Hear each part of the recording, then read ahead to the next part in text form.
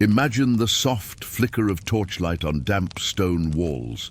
A chill wind snakes through narrow alleys, carrying the scent of smoke, wet wool, and something less pleasant, something sour and metallic. Horses clatter past, iron shoes ringing against cobblestones, slick with rain and refuse. In the distance, bells chime from a church tower, signaling the hour in a world ruled by rituals and rules, by superstition and statute. Welcome to the medieval city. Tonight, we're going to gently wander its winding streets, not as lords or ladies, but as common folk. We'll explore its hidden corners, where real life thrummed behind thick wooden doors, where tradesmen toiled before sunrise, and where the streets held more secrets than comforts. There were no antibiotics, no sanitation. The concept of privacy was as alien as the stars. Disease drifted through the air like smoke, and the law was both feared and desperately needed. You could be born and buried within the same stone's throw, never once leaving the city walls. Yet within these crowded, crooked lanes, there was also life, laughter, quiet routines and desperate resilience, trades passed down for generations, echoes of prayers in Latin, the clatter of market stalls setting up in the morning gloom. This is not a story of knights and castles. This is the quieter history, the one that often gets left out. A story best told slowly. As you drift off, we'll walk together through this ancient world, listening to its rhythms and resting in its shadows.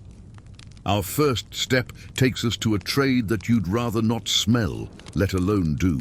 Let us begin with the grim daily life of a young boy, apprenticed to one of the most unpleasant jobs in all of 14th century London. It begins before the sun. The boy wakes in a low-ceilinged room above his master's workshop. The air is thick with damp, cold stones underfoot. He wraps a threadbare wool cloak around his shoulders, scratched and patched too many times to count, and descends creaking wooden stairs into the grey light of early morning. Outside, the street is already alive with the early noises of a city waking. A cart creaks past, its wooden wheels cutting ruts in the mud. The driver mutters curses as a pig darts across the road. Church bells toll softly, matins. The apprentice mumbles a half-formed prayer, more habit than piety, and keeps walking. His route takes him past the butcher's quarter. It is early, but already the blood runs in gutters. Piles of offal steam in the cold air, and flocks of black-feathered crows peck at bones. The apprentice pulls his cloak tighter, but the smell is already clinging to him, coppery, rank and sharp. He knows what's coming next. The tannery lies down by the river, always by the river. It's tucked away behind a sagging wooden gate, far from the finer parts of the city where the guild halls and shops bustle. No one wants to live near the tanners. The stench alone makes sure of that. He steps inside and is greeted by the familiar odor, an assault on the senses. Acrid ammonia from vats of stale urine, the heavy, rotting tang of hides soaking in lime. Smoke from the fire pit, which barely masks the deeper scent of decay. He's only 11. His hands are already calloused. His nails are cracked and always dirty, no matter how much he scrubs them. His job, today as most days, is to scrape the hair off the animal skins with a curved iron blade. The skins have been soaking for days, swelling and softening. They are slippery, foul-smelling, and heavy. He squats on a worn wooden bench, lays out a hide across a stretching frame, and begins. Each stroke of the blade releases another waft of something sour. His stomach clenches, but he's used to it. Almost. He tries to breathe through his mouth, but that only dries his throat and brings the taste into it, bitter and thick. Flies buzz. Always the flies. Even in winter, they gather here. He works slowly, carefully. Mistakes mean punishment. Worse, they mean lost income for the master, and the master's patience is thin as gruel. Around him, the older men joke and curse, their voices raspy from years of breathing in lime dust and smoke. They hardly look at him unless it's to bark orders or toss another hide his way. Outside, the city is stirring into full motion. Bells ring, vendors shout. But here in the yard of the tannery, it's just the scrape, scrape, scrape, and the stink. And the day has only just begun. By mid-morning, the boys' hands ache. The scraping is relentless. Dozens of hides lie waiting, stacked like grim laundry beside the vats. Some still drip, others are dry and stiff. All carry the same musky reek of decay and beast. His fingers are red and swollen from the lime water that leaches through every scrap of cloth and skin. Lime. That pale, chalky dust that clings to everything. It's what makes the skin soft and helps loosen the fur. But it burns. It seeps into cracks in the skin, stings the eyes, and creeps beneath fingernails. The boy wears no gloves. None of them do. Leather is too dear. And besides, what use is soft skin to a tanner? Next to the scraping yard sit the vats, great round tubs, chest high and rimmed with crusted residue. The boy climbs up the planks nailed across their tops, balancing carefully. Below, the liquid inside is milky, cloudy with lime and the remnants of hair and flesh. Some vats still hold the remnants of urine used in earlier stages, gathered from chamber pots bought from inns and alehouses. It was called chamber lye, and it was precious in its way. One slip and he could fall in. Others have. No one dies from it, not immediately, but they come out coughing and gasping, eyes red, skin blistered. Some never stop coughing after that. The boy carries a long wooden pole, tapping and stirring, turning the hides so they rot evenly, so the chemicals do their work. The smell rises like steam, especially in warm months. In winter it's no better, just colder. The skin on his hands splits from the damp and the cold, leaving red welts and raw edges. Behind the vats, the fleshers are at work. Their job is to remove the last bits of meat from the hides, stringy and grey, clinging to the underside.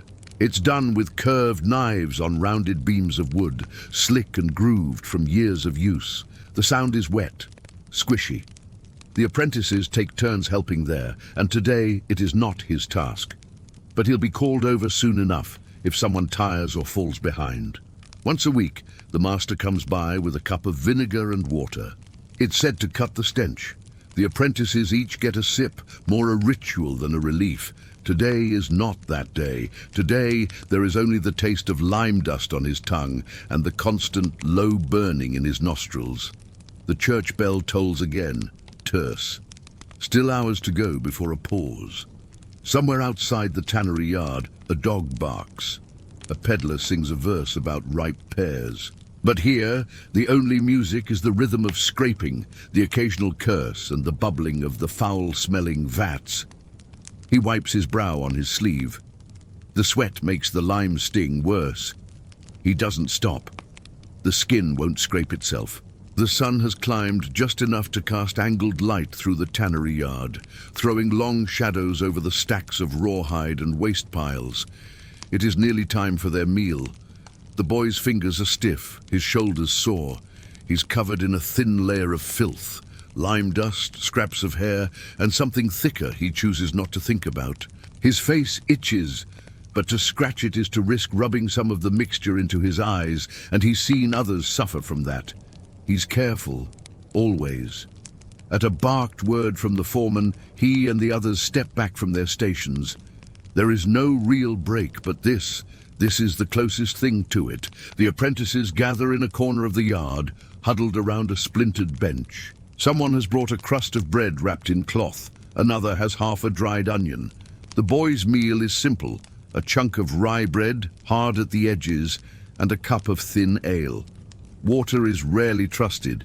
It carries disease, especially this close to the river. Ale, even this weak and sour version is safer.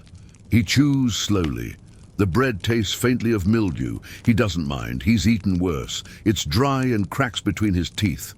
Around him, the others talk in low tones. Tradesmen's sons, charity cases, orphans from the plague years. A few are his age, but most are older, worn down early by the work. One boy, barefoot with a gap where 2 teeth should be, tells a story about a dog falling into the soaking vat last week. They laugh. A brief, sour breath of laughter that fades quickly. Someone mentions that the tanner's wife is expecting again. Another mutters that she must be mad, bringing more life into this stench. The boy leans back against the cold stone wall, letting his body rest. Not fully, just enough to loosen the tension in his back. His hands shake slightly as he finishes his ale. The cup is tin, dented and dull. He sets it down carefully and wipes his fingers on his tunic, though the cloth is as dirty as the skin beneath. A shadow passes overhead, a gull. The birds from the river often circle the tannery, drawn by the scent. The older men throw stones at them for sport. The boy watches the bird wheel above the rooftops and wonders what the world looks like from that high. But only for a moment. The meal is over. There is no bell, no horn, no signal. Just the quiet agreement that they must return to their labor. If they take too long, the master notices. And when the master notices, someone bleeds. He stands, stretching slightly, and returns to the vat. The hide waiting for him is thick and pale, soaked until it gleams. He lifts it with both hands and it slaps wetly onto the scraping beam. Scrape, scrape. Lunch is done. The day stretches on. By the time the sun begins to sink behind the crooked roofs of London, the apprentice's limbs feel like wet rope. His back aches, his fingers are numb, his skin itches from the lime and the ever-present grit that seems to cling to him, body and soul. But the day is not quite over. The last tasks are always the heaviest. The hides, scraped earlier, now must be hung to dry.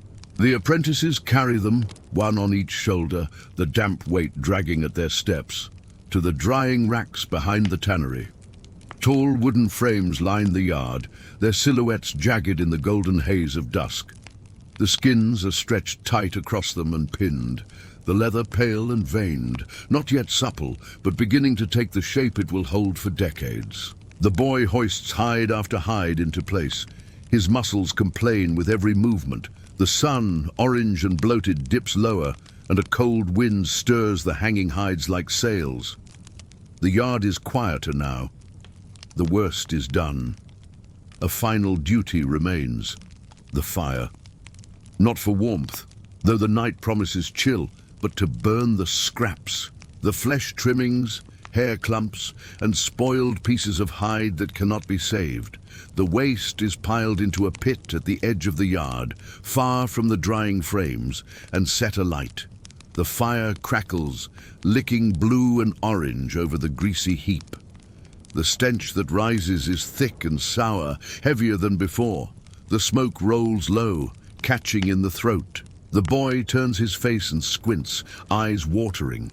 He has learned not to breathe too deeply. There is no ceremony to closing, no whistle, no farewell. The apprentices simply leave when the work is done. Some trudge toward the river to rinse their hands, though the water is black with runoff and floating refuse. Others peel off toward the alleys, toward homes or alehouses, silent and hollow-eyed. The boy walks slowly. His boots, worn thin, slap against the cobblestones. He carries the tannery's scent with him, a mark that no washing can remove. People move aside as he passes. Even beggars wrinkle their noses. The streets are growing quiet. Lanterns flicker in upper windows. A donkey brays in the distance. Somewhere a fiddler plays a slow tune, faint and crooked, swallowed by the city's heavy breath. The boy reaches the door to the master's house. He steps inside and climbs the stairs without a word. His pallet waits in the corner of the attic, straw poking through the sackcloth. He drops onto it, curling beneath a threadbare blanket. His hands still tingle, his back pulses. He smells of smoke, sweat and urine-soaked lime.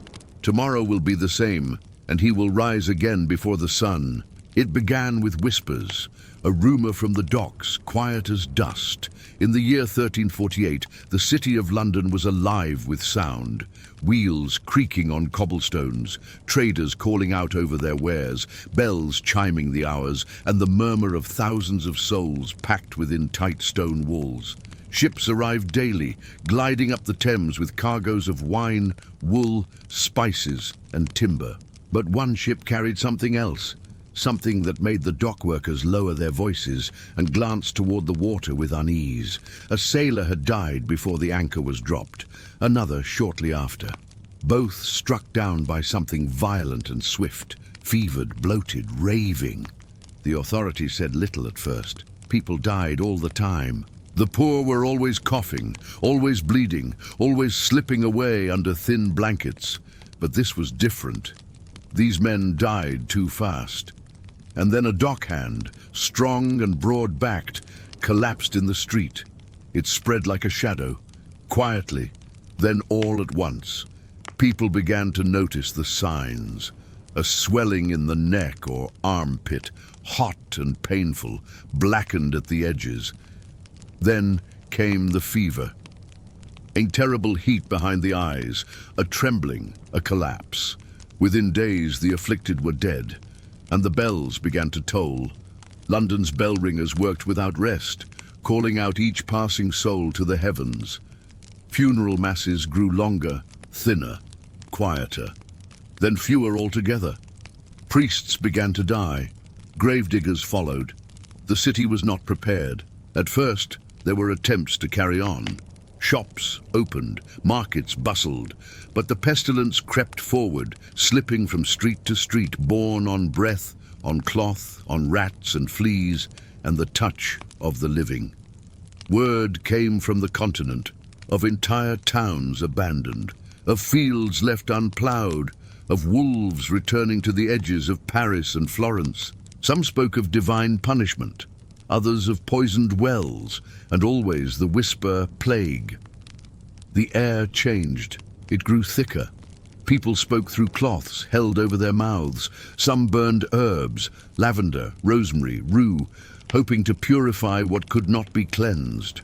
Physicians paraded in long robes, their faces masked like bird beaks, stuffed with sweet-smelling flowers. But nothing helped. In London, people began to vanish behind locked doors. Windows were shuttered, streets grew quiet, carts rolled through, collecting the bodies of the fallen.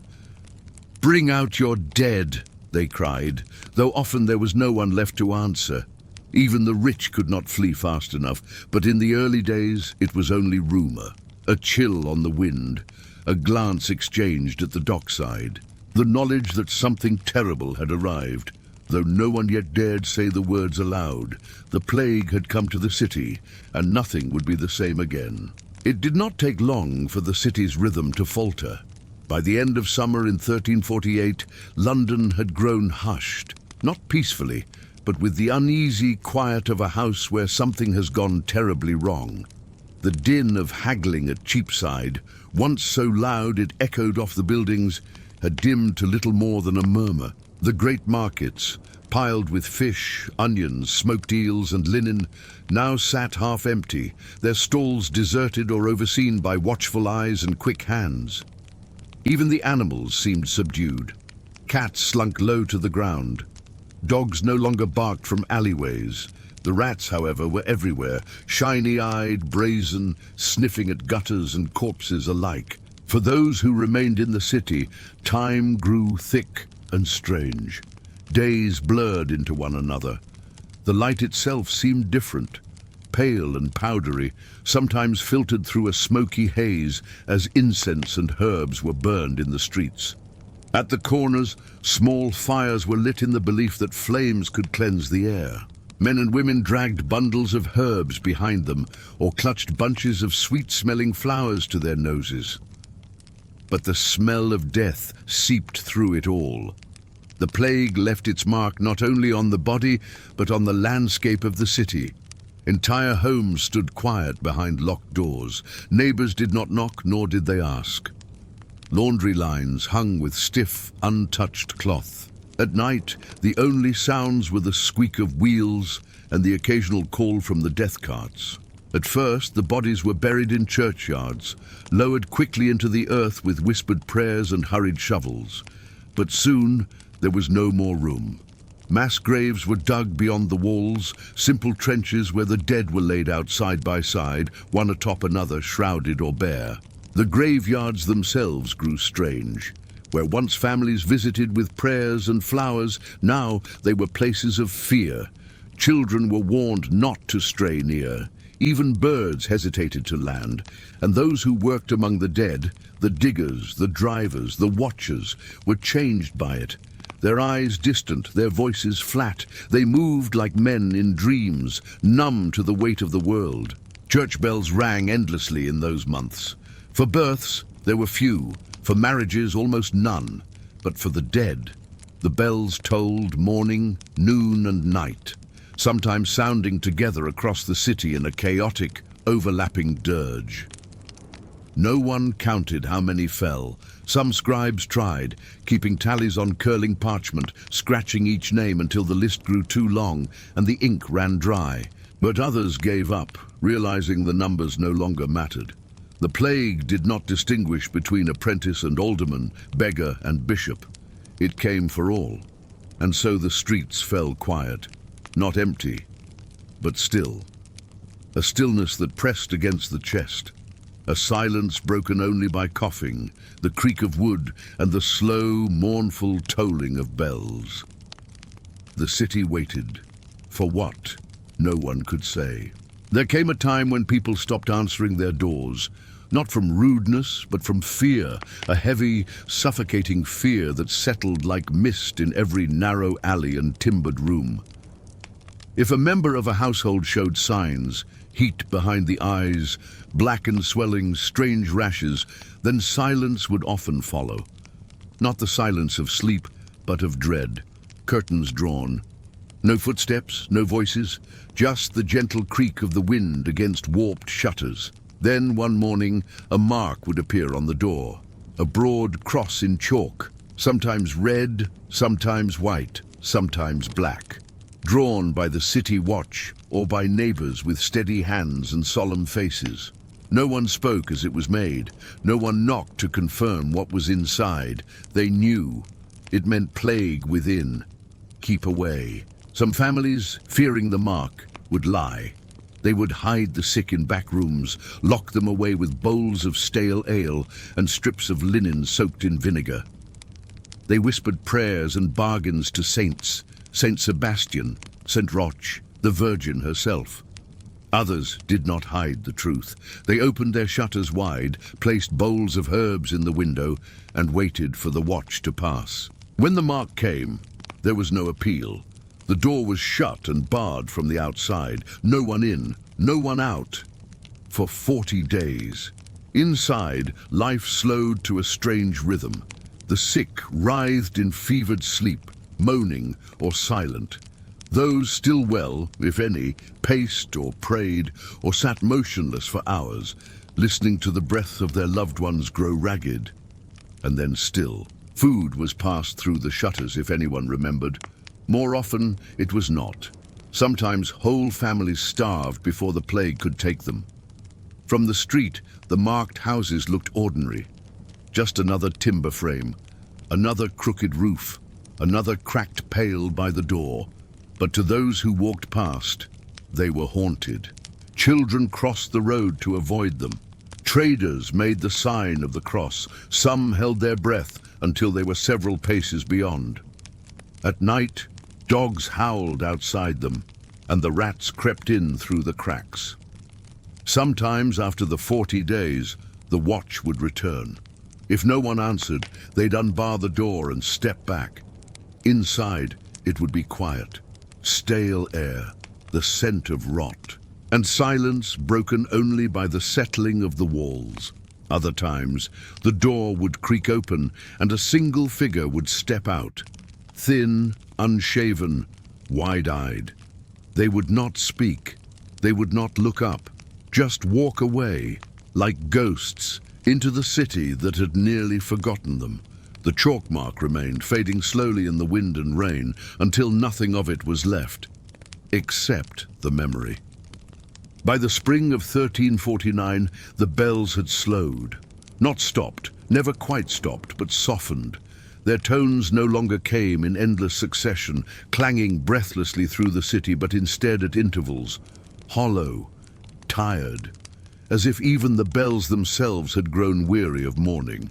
London had changed. The air smelled different, less of people, more of damp stone and soot. The markets stood open again, but half their stalls were unmanned. The river still moved, sluggish and dark, but with fewer boats, fewer cries echoing across the water. And the streets, once so tightly packed that a man could barely stretch his arms, were now spacious in a way that felt wrong. So many had gone, some had died, others had fled, and some had simply vanished. Neighbors noticed the absences, but rarely spoke of them. To count the missing was to invite grief. So instead, they swept their doorsteps, lit candles for unnamed souls, and moved forward like ships in fog. Children played again in alleys, but cautiously.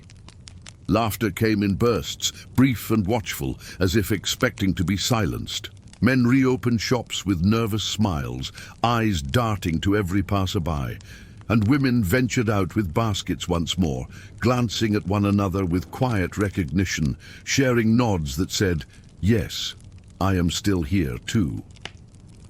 The survivors had changed, each in their own way. Some walked with stooped backs, even if they were young. Others muttered prayers more often than before, rubbing their fingers over wooden crosses until the edges wore smooth. There were those who grew harder, sharper, less willing to give or trust, and others who gave more freely than ever, as if hoping generosity might keep the darkness at bay. The church, once the firm pillar of the city, had been shaken. Many priests had perished, and those who remained could not always explain what had happened. Some claimed the plague was God's wrath. Others said it was the devil's work. Still others shrugged, weary, and simply gave last rites as best they could. The graveyards had grown hills. New mounds of earth, uneven and hastily covered, marked the resting places of thousands. The old cemeteries overflowed, and new ones had been carved from the fields outside the walls. People passed them in silence, caps removed, heads low. There were no grand monuments, just the memory that this too had been a home once. Life returned, but not the same. No city passes through such a fire untouched. No street, no square, no soul. And so London stood, not as it had been, but as it was now, quieter, older, scarred. The pigeons returned to the rooftops. The vines grew over closed shutters, the river kept flowing, and beneath it all, in the stones and timbers and bones of the place, the silence of the plague still lingered, thin as dust, waiting. Edinburgh, in the light of a calm Scottish morning, wears a crown of quiet majesty. The old town stretches along its ridge like a frozen tide of stone, narrow and tall, its closes and winds clinging to the slope like ivy. The castle, black and brooding, watches from above, its silhouette softened by centuries of soot and wind. But for all its presence above ground, the city holds secrets far below. Beneath the bustling Royal Mile, under the weight of tenements and centuries of footsteps, lies a forgotten world. A network of underground chambers, closes, vaults, and passages lost to time, sealed off and built over. Few who walk the cobbled streets know that only feet below them are rooms where people once lived, worked, suffered, and died. It began, as such things often do, with growth.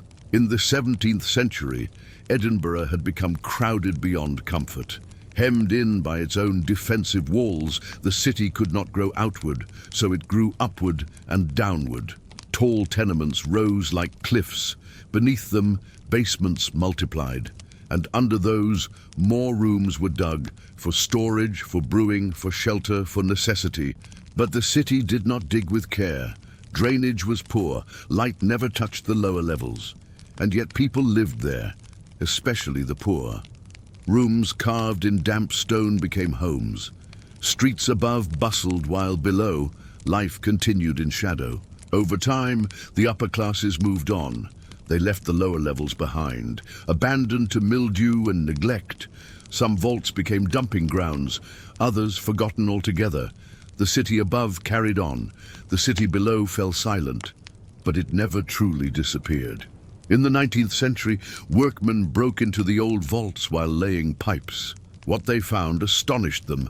Whole rooms intact, Hearths still black with soot, bottles sealed with wax, shoes left mid-step. Dust lay thick, but the feeling was immediate. This had once been alive.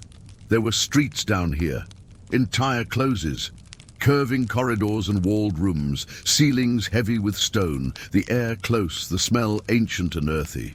The ghosts of a forgotten underworld. Later excavations revealed more. Coins dropped by hurried hands, clay pipes, child-sized shoes, cooking pots still stacked by crumbled hearths. It was not treasure that was found, but lives. Lives pressed beneath the city like a second skin. And so, beneath Edinburgh, a secret landscape waits, quiet, dark and damp. No longer echoing with daily life, but with memory. The vaults had never truly left. They had simply been covered by time. It is difficult to imagine living without sunlight, yet in the vaults beneath Edinburgh's South Bridge and Old Town, thousands once did. There were no windows, no flickering of morning light across the walls, no open sky to watch the clouds pass, just stone, damp and unyielding, pressing in from all sides. The ceilings were low, and the walls wept with moisture, cold to the touch even in summer. And still, life made its way inside. The poorest of the poor, hawkers, beggars, labourers, too broken or desperate to afford even a room above, found refuge in these hidden spaces. Some vaults held entire families, mother, father, children, all sharing a single dark chamber no larger than a stable stall. A pile of straw might serve as a bed, a crate perhaps as a table. There was little else. At night, they lit small tallow candles or burnt rushes soaked in animal fat. The air thickened with smoke. The soot clung to the ceilings in greasy veils. There was little ventilation, and so every breath was heavy, carrying the scent of sweat, damp clothes, boiled turnips, and the unmistakable sting of rot. Water dripped constantly from above. It gathered in shallow pools, slicked the stones, and bred insects. Rats, large and unafraid, pattered through the halls. Their eyes shone in the candlelight. Their movements, sudden and darting, became as familiar as a neighbor's footfall. Disease thrived here. Coughs echoed down the corridors. Children grew pale and thin. The air itself seemed to press inward, thick with mildew, soot, and the quiet despair of the unseen. And yet, people endured. Some made a trade in the dark. A bottle of ale sold from one corner, a cracked comb from another. A street singer long forgotten by the surface world might hum in a low voice to no one in particular, just to hear something human in the silence. A midwife, old and bent, might move from vault to vault, guiding babies into the world beneath the city. There were no clocks. Time passed in breath and candle stubs. Meals were eaten by instinct. Days and nights lost their distinction. Above them, the world carried on. Horse carts clattered across stone. The church bells rang out the hours. Merchants shouted their prices into the wind. And beneath all of it, in the dim and dripping dark, people listened, disconnected but not entirely gone. The vaults were not just cold stone chambers. They were a mirror of the city above, poor where the streets were rich, silent where the streets were loud, forgotten where others were remembered. And in that silent world without light, people lived as best they could. When the vaults were finally sealed, sometime in the late 1800s, they were not cleared. No one came with lists or records. No city official catalogued the lives that had passed through the damp stone. No ledger noted the names of the last families who had once called it home. The doors were bricked shut, the tunnels left to darkness, the world moved on. For decades they slept beneath Edinburgh, and in their stillness they kept their secrets. In the 1980s and 90s, restoration and curiosity brought explorers back. What they found was not grand or golden, but something stranger, something quieter. The vaults had held time still. Dust lay thick, unmoved for decades. A child's wooden doll, half-carved and missing an arm, a spoon, warped and pitted with rust, cracked leather shoes, the impression of a bed where straw had once been. It was not what they found, but the way it had been left, suddenly, as though the people who had lived here had stepped away and never returned. Teacups still beside stone hearths, a clay pipe laid gently on a bench, scraps of cloth nailed to wooden beams for privacy, a doll tucked behind a broken brick. Each object, fragile and unremarkable on its own, carried the weight of presence, not of ghosts, perhaps, but of memory. The sense that someone had once breathed here, coughed here, sang here, laughed even. The vaults were not haunted by spirits, but by the simple fact that no one had remembered them, and the deeper one went, the more the world above seemed to fade. Footsteps echoed strangely in those passages, a whisper carried for several chambers. The walls, old and wet, made no sound of their own, but seemed always to listen. Visitors described a strange disorientation, not of fear, but of slipping slightly sideways in time. Some vaults had names: Nidri's Wynd, Blair Street, the South Bridge Vaults. Their entrances hidden behind taverns, down narrow stairwells, or through museum corridors. Guides with lanterns told stories of body snatchers and smugglers. But underneath the tales, beneath the theatrical shadows, lay something deeper. The memory of people simply trying to live. There was no plaque for them, no monument, no record in the city archives. But in those vaults, cold, quiet, and layered with the dust of centuries, they endured. In the pattern of soot above a vanished fire, in the curve worn into a stair by 1,000 passing feet, in the silence that greeted those who returned, echoes of the forgotten, still and waiting. Today, the vaults beneath Edinburgh are part history, part shadow. Tour guides lead visitors through them by candlelight or torch, pausing in alcoves to share tales, some rooted in fact, others embroidered by time, stories of restless spirits, strange happenings, unexplained chills. But beyond the theatrics, if one stands quietly in the heart of the vaults, alone for a moment, something else becomes clear. This is a space steeped in human presence. The air feels thick, not with ghosts, but with lives compressed and sealed in silence.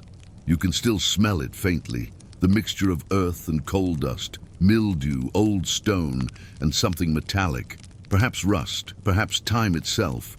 The walls, blackened by generations of smoke, now gleam faintly under modern lights, their texture rippled with age. Tiny details linger if you look, names scratched into bricks, a child's height marked in charcoal on a beam, a nail where a lantern once hung. The floor, uneven and slick, still bears faint hollows where buckets were placed to catch water. These are not ruins in the grand sense, no towering pillars or broken statues, but they carry a kind of quiet dignity, a stillness that asks nothing and explains nothing. For decades, the city above walked on without knowing. Streets were repaved, tenements torn down and rebuilt. Commerce surged, but beneath it all, these vaults waited, not preserved, just left. They absorbed the passing centuries like sponges, soot, sorrow, silence. They are not grand, but they are honest. And they remind us that history does not always live in castles and courts. Sometimes it clings to the lowest places, the forgotten corners where people slept in straw, warmed their hands by a stolen coal fire, or whispered to one another in the dark. The vaults do not speak, they do not move, they do not call out. But in the hush of their damp silence, the weight of 1,000 lives remains. It is in the cool stone against your fingertips, in the echo of your breath, in the hush that falls when the guide's voice fades, and you are left standing in a room where someone once might have quietly died. The world moves on. Cities rise, evolve, forget. But beneath Edinburgh, the vaults endure. Imagine a street in Edinburgh's old town near the close of day, sometime in the mid-16th century. The air smells of wood smoke and warm bread. Market stalls are being shuttered, apprentices hurrying home, their leather satchels swinging at their sides. A dog barks, and above gulls wheel in the twilight sky. But here, on this quieter lane near the cannon gate, a stone townhouse glows from within, its narrow windows flickering with the steady light of beeswax candles. You've been invited to dine with Master William, a respected guildmaster, one of the city's wealthier merchants. The building is tall, 4 stories at least, its facade clean and dressed with carved stone. A painted sign hangs over the door, bearing the crest of the guild.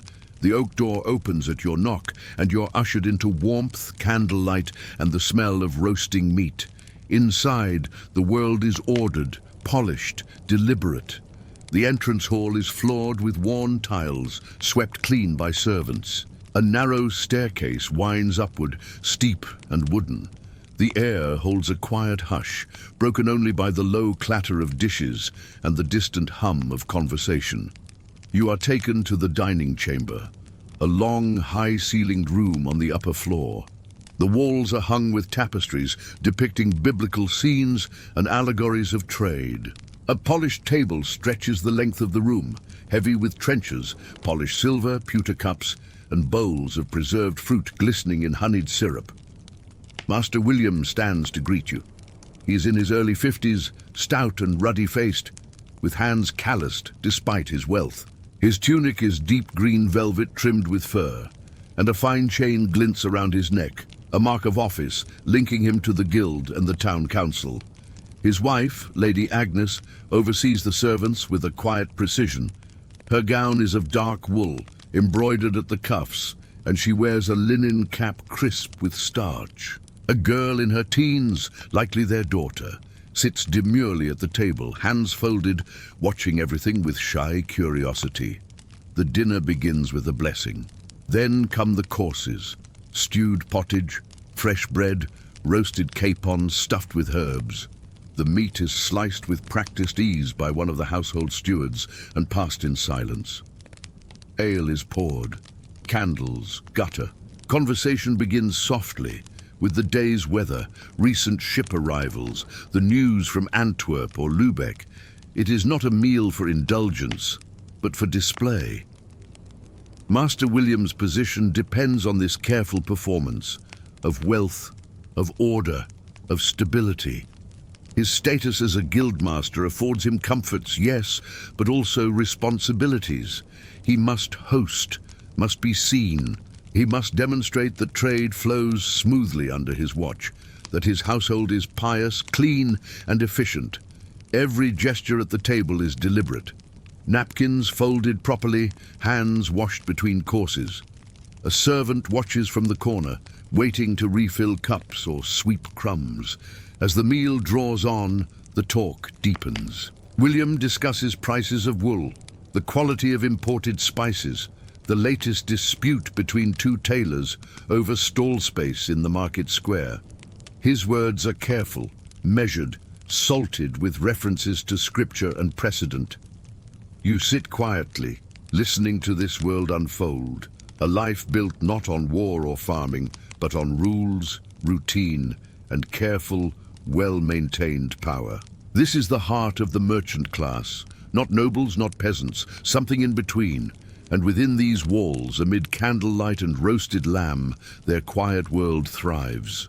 The guildmaster's home is more than a place of comfort. It is a place of discipline, a miniature kingdom governed by ritual and law. And every room plays its part. After the meal, you are invited to sit near the hearth in the upper hall. The fire burns low but steady, its heat filling the panelled chamber. A great chair sits beneath a carved lintel reserved for Master William, who leans back and draws a heavy woolen shawl across his shoulders. His wife settles into a smaller chair, stitching quietly. The daughter leaves silently, her departure as practiced as a liturgy. You begin to notice just how structured the household is, each person, each role, performed without hesitation. This is how life is lived in a merchant's world. Even the youngest children are taught to follow the day's rhythm. They rise early, break fast on porridge and ale, and begin their tasks. Lessons in Latin, practice with arithmetic, prayers spoken aloud, then writing at the board. The older boys might assist their father in the shop below or carry messages to the docks. Daughters are instructed in needlework, in how to keep accounts, and in the etiquette of hosting. Servants move through the house like clockwork, sweeping ash, tending to linens, airing woolens to keep them dry. There is a strict hierarchy. A steward oversees the kitchen. A maid sees to the bedchambers. A boy fetches water from the well. The rules are unspoken, but deeply ingrained. Work is not shouted over, it is expected like breathing. Master William's Guild, the Merchants of Edinburgh, upholds a similar order. Its charter spans pages, with fines for false weights, for dishonest prices, for encroaching on another's stall. Apprenticeships are tracked by contract, lasting 7 full years, during which time the boy may not marry, gamble, or leave without permission. The guild meets monthly. Its members wear robes when sitting in judgment. Disputes are resolved before they reach the courts. Favors are exchanged carefully, remembered quietly. Advancement is slow and deliberate, based not only on wealth, but on reputation, steadiness, and family standing. Every decision must appear measured. Even the display of wealth is a delicate matter. The house is fine, yes, but not ostentatious. The tableware is good pewter, not silver, except on feast days. Velvet is worn only on Sundays. Money is spoken of in hushed tones, always in terms of stewardship and prudence. To lose control, even once, is to risk everything. Many who lived like William began as apprentices themselves, born to shopkeepers or craftsmen. Their rise was not glamorous but relentless. Through decades of careful marriages, strategic partnerships, and long hours spent accounting for every coin, they reached their position. And now, their greatest task is to hold it. The merchant life is a balancing act, one between wealth and modesty, ambition and humility, influence and discretion. As the firelight flickers across the polished beams and the hour draws late, Master William speaks of his hopes for his son, to one day take his place in the guild, to marry well, to never bring shame. His voice is steady, not proud, not wistful, simply firm, as though stating a truth that is already in motion. Because for men like him, the future must be planned, like an account book carefully kept. And in this house, quiet, ordered, and ruled by custom, there is little room for chance. At dawn, the house stirs without sound. You wake in a guest chamber beneath a thick woolen coverlet. The shutters are still drawn, but faint grey light leaks in through their seams. Somewhere below, a fire is being stoked. The smell of smoke, bread, and damp stone mingles softly in the air. There are no bells, no loud voices, just the measured rhythm of the house returning to life. A servant leaves a basin of water and a cloth. The washing is brisk, cold, but awakening. Downstairs, the household has already begun its routines. Bread is rising in the kitchen. A maid carries dried lavender to freshen the upper rooms. Master William's steward checks the store inventory, counting barrels of grain, weighing bolts of cloth. The merchant's world runs not on spectacle, but on ritual. You descend to the lower floors, and already the shop is opening. The shutters are drawn back, the polished counter scrubbed, and the account books laid open. Shelves hold carefully arranged goods, soap wrapped in linen, jars of dried figs, folded bolts of Flemish linen, pots of treacle and wax. The shop smells earthy and clean, of wool, oil, and thyme. Here Master William is in his element. His speech becomes brisker, his eyes sharper. He greets fellow merchants with nods, checks weights and measures himself, and watches the silver coins exchanged with the attentiveness of a hawk. But wealth in this world is not for leisure. It is for stability. There are no idle luxuries. The family does not travel for pleasure. Vacations are unknown. Entertainment, if any, comes on feast days, a lute player, a simple play, or a solemn reading of scripture. Every purchase is considered, every servant's wage recorded. And yet, there is quiet richness in the life they lead. Books line a small study, some handwritten, others printed. a psalter, a merchant's arithmetic, a tract on ship routes to the Low Countries. Above the hearth hangs a tapestry of the Holy Family, its colours faded but lovingly maintained. On Sundays, the family walks together to St. Giles, dressed in dark, plain wool, hands folded, heads bowed. Respect is not won through show, but through consistency. Reputation matters more than appearance. And honour is measured in whether one keeps promises, delivers quality goods, and remains quietly generous to the church. Even meals, though generous, are mindful. Nothing is wasted. Leftovers become stew, bones for broth. Spices, when used, are measured by the pinch, not for stinginess, but because overuse is considered improper. To be seen as frivolous is to risk being distrusted. The Guildmaster's life is rooted not in grandeur, but in mastery of himself, his accounts, his house, and his place in the city's web of trust. As midday nears, the shop closes briefly for dinner, and the family gathers again. This time, it is quieter, simpler. A meat pie, a mug of ale, a bowl of fresh greens with vinegar and oil. No words are wasted. Everything has its time, its place. And that too is wealth, quiet, steady and still. Evening returns to the house as slowly as it left. Outside, the streets of Edinburgh narrow into quiet. Torches sputter in iron brackets. The shutters are drawn again. Inside, the fire crackles low, and the stone walls glow golden with warmth.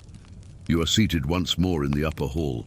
The smell of beeswax lingers from freshly snuffed candles. Through a small window, you glimpse the castle above the town. Dark, motionless, brooding as ever. The air is cool, but not cold. Time here feels thick, unmoving. Master William is in his chair again, this time with his ledger open. He checks each line in silence, occasionally dipping his quill. He is not rushed. He has done this for decades, measuring not just money, but the shape of a life. Debts repaid, goods sold, daughters' dowries accounted for, apprentice fees tracked down to the shilling. Behind him, in a tall oak cabinet, are scrolls tied with ribbons, deeds of property, shipping records, and old contracts. Each is another thread in the tapestry of his household's careful rise. They are not trophies, they are not displayed, but they are guarded, kept dry, safe, and ordered. This is his legacy, and it is made of paper and ink. In this house, memory is not shouted, but documented. His children will inherit not only land or coin, but structure, a code by which to live. He speaks often of balance, of temperance, of knowing one's place and keeping to it. There is pride, but it is buttoned beneath humility. There is ambition, but it walks slowly, with eyes on the road. The merchant class will never wear crowns, but they do wear keys to guild halls, to trade routes, to power shared in quiet rooms behind closed doors. They shape towns more than kings do, simply by remaining. By buying, trading, recording, and enduring, the city listens to them, even when it doesn't bow. Before bed, the household gathers in prayer. Psalms are read softly. A servant yawns discreetly in the corner. The dog sleeps by the hearth. The day ends as it began, not with drama, but with rhythm. A rhythm as old as the stones of the street below. The room dims. The fire fades to red. And in the silence you realize, in a world of plague, war, famine, and unrest, there is something quietly revolutionary about a life so carefully kept, so privately dignified, so still. This is the world of the Guildmaster. Not flashy, not fast, but full, rich with steadiness, ritual, and a quiet kind of control. The house sleeps now. And outside, the wind begins to rise gently across the sloped rooftops of the old city. The day is over. The legacy endures. The medieval city, for all its chaos, all its stench and sickness and sorrow, was a living organism, breathing in the day's trade and breathing out the hush of night. By candlelight or torch, the city gradually dims. The market stalls have long been cleared. The gutters, slick with runoff from tanneries and kitchens, glisten faintly in the moonlight. Even the rats seem slower now, content to scavenge in silence. Somewhere, beneath thick layers of stone, the vaults hold their breath. Above them, a shop shutter is drawn. A tannery door creaks as it closes for the final time that day. A merchant lays down his pen, satisfied that every coin is accounted for. These were not lives of glory. Most names are lost to time. Yet they shaped cities. Their footsteps carved the worn cobbles. Their breath warmed the narrow rooms. Their hands, tired, cracked, dirty, built the world above and below. And in the stillness of night, with the city tucked under its blanket of fog and soot, all things fall quiet again. History doesn't end.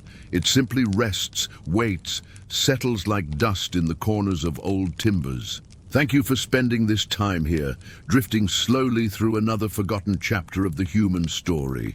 Sleep well now. The city sleeps with you.